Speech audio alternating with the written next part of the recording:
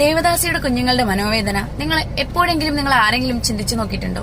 ശാപം കൊണ്ട് പിറന്നു വീഴുന്ന കുഞ്ഞുങ്ങൾ. ഒന്ന് പെറ്റുപോയാൽ പിന്നെ അവൾക്ക് അന്നം കൊടുക്കാൻ പോലും ആരുമില്ല. അമ്പലത്തിൽ നിന്നും നടതള്ളപ്പെടുന്ന ഈ ചോര ഭഗവാന്റേതല്ല, ഭഗവാന്റെ പ്രതിപുരുഷനായി ക്ഷേത്രങ്ങളിൽ വിരാജിക്കുന്ന സവർണന്റേതാണ്. സ്വന്തം കുഞ്ഞിന്റെ പിതൃത്വം പോലും നിഷേധിക്കുന്ന ഈ നാറികളെ ആദ്യം അമ്പലത്തിൽ നിന്ന് ആട്ടിയിറക്കണം. സംസ്കൃതത്തിൽ മാത്രം മന്ത്രം ചൊല്ലിയാലേ ഭഗവാന്റെ ചെവിയിൽ വീഴുള്ളൂ എന്ന് ആരാണ് എഴുതിവെച്ചത്? ഉള്ളുനീറി കരയുമ്പോൾ നിങ്ങൾ എല്ലാവരും സംസ്കൃതത്തിലാണോ ദൈവത്തെ വിളിക്കാറുള്ളത്? സുഹ്റാബീഗം അറബിയിലാണോ അള്ളാഹുവിനോട് ആധി പറയാറുള്ളത്? ജാനറ്റ് അരാമ ഭാഷയിലാണോ കർത്താവിനോട് സംസാരിക്കാറുള്ളത്? പാവപ്പെട്ടവന്റെ അജ്ഞതയെ മുതലെടുക്കുന്ന മേലാളവർഗത്തോടുള്ള സമര പ്രഖ്യാപനമാണ് ഡിസംബർ 27, 28, 29 തീയതികളിലെ നമ്മുടെ പ്രതിഷേധ പ്രകടനം. എല്ലാവരും പങ്കെടുക്കുക. പ്രസംഗം അവസാനിപ്പിച്ച് അവൾ സീറ്റിലേക്ക് ഇരിക്കാൻ നീങ്ങി. പെട്ടെന്ന് എന്തോ ഒന്ന് കൂട്ടിച്ചേർക്കാൻ എന്നോണം മൈക്കിനടുത്തേക്ക് തന്നെ നടന്നു. പിന്നെ ഒരു കാര്യം, ഇതെന്റെ സ്വന്തം കാര്യം നേടിയെടുക്കാനുള്ള ഒറ്റയാൾ സമരമല്ല.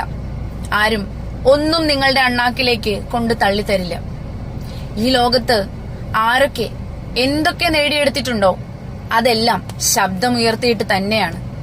നിങ്ങളുടെ തൊപ്പിയിട്ട ഏമാൻ നിയമം പറഞ്ഞ് പേടിപ്പിക്കും, സമൂഹം ഒറ്റപ്പെടുത്തുമെന്ന് പറഞ്ഞ് പേടിപ്പിക്കും. ഒന്നു മാത്രം ഞാൻ പറയാം, ഈ പേടിപ്പിക്കുന്നവരുടെ വീട്ടിലുള്ള സ്ത്രീകൾ ആരും കണ്ടവന്റെ ഗർഭം ചുമന്ന് തെരുവിൽ നരകിച്ച് ചാകുന്നില്ല. ദൈവത്തിന്റെ വിഗ്രഹത്തോട് ചേർത്ത് വാഴിക്കാമെന്ന് പറഞ്ഞ് കൊണ്ടുപോയ കുഞ്ഞുങ്ങളെല്ലാം ചോര വാർന്നും പറങ്കിപ്പുണ്ണു വന്നും എയ്ഡ്സ് ബാധിച്ചും നരകിച്ച് ചാവുന്നത് നമ്മൾ എത്ര കണ്ടതാണ്. പേടിയുള്ളവർ സ്വാർത്ഥരായി വീട്ടിലിരുന്നു കൊള്ളുക. നാളെ നിങ്ങളുടെ മക്കളും സിഫിലിസും ഗോണേറിയയും ബാധിച്ച് ചീഞ്ഞളിഞ്ഞ ഗുഹ്യ അവയവങ്ങളുമായി തെരുവിൽ ചലമൊലിപ്പിച്ച് നടക്കുന്നത് നിങ്ങൾക്ക് തന്നെ കാണാനുള്ള ഭാഗ്യം ദൈവം നൽകട്ടെ. നിസാർ ഇൽത്തുമിഷിന്റെ ദായമക്കൈ. ഈ നൂറ്റാണ്ടിലെ അവസാനത്തെ ദായമക്കൈ ഞാൻ കാണുന്നത് എന്റെ 17-ാം വയസ്സിൽ നാട് വിട്ടുപോയ യാത്രയിലായിരുന്നു. ദൈവത്തിനും പിശാചിനും വേണ്ടാത്ത ജന്മങ്ങളെന്ന പാപഭാരവും പേറിക്കൊണ്ട് ജീവിക്കുന്ന ഹിജടകളുടെ ജീവിതത്തിലെ ഭയാനകമായ നിമിഷം. മുറിച്ചെടുത്ത ലിംഗത്തിൽ നിന്ന് ചീറ്റിയൊഴുകുന്ന രക്തമെടുത്ത് ദേഹമാസകലം തേച്ചു പിടിപ്പിക്കുമ്പോൾ വീടിന്റെ പിന്നാമ്പുറത്ത് 6 അടി നീളത്തിൽ ഒരു കുഴി വെട്ടി കഴിഞ്ഞിട്ടുണ്ടാകും. ഇന്ത്യൻ സാഹിത്യത്തിൽ ഇന്നേ വരെ ആരും എഴുതാൻ ഒരുമ്പെട്ടിട്ടില്ലാത്ത ആഖ്യാനം. അച്ചടിക്കപ്പെടും മുമ്പേ ചലച്ചിത്രമാകാൻ തിരഞ്ഞെടുക്കപ്പെട്ട പ്രമേയം. ഞാൻ വായിച്ചു ദായമക്കൈ. വളരെ മനോഹരമായിട്ടുണ്ട്. ട്രാൻസ്ജെൻഡേഴ്സിനെ കുറിച്ച്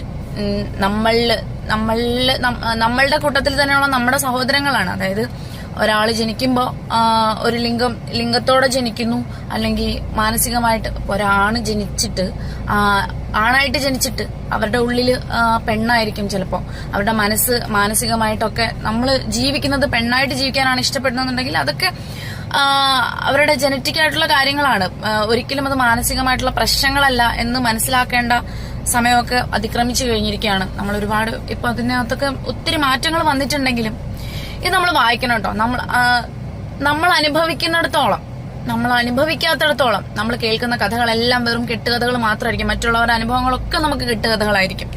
അപ്പൊ നമ്മൾ എന്ത് തന്നെയാണെങ്കിലും കഥ പോലെയെങ്കിൽ കഥ പോലെ, അനുഭവമായിട്ടെങ്കിൽ അനുഭവമായിട്ട്, അറിവായിട്ടാണെങ്കിൽ അറിവായിട്ട്, നിങ്ങൾക്ക് എങ്ങനെയാണോ അത് കാണാൻ ഇഷ്ടം അങ്ങനെ നിങ്ങൾ അറിയുക. എന്തായാലും ഇത് അറിഞ്ഞിരിക്കുന്നത് നല്ലതാണ്. അപ്പോ ഞാൻ വായിച്ചു. നിസാറിന് എല്ലാവിധ ആശംസകളും. ഓക്കെ, വായിക്കൂട്ടോ. നല്ല ബുക്കാണ്, നല്ലൊരു അനുഭവമാണ് പകർന്നിട്ടുള്ളത്. നല്ല ബുക്കാണ്. Thank you.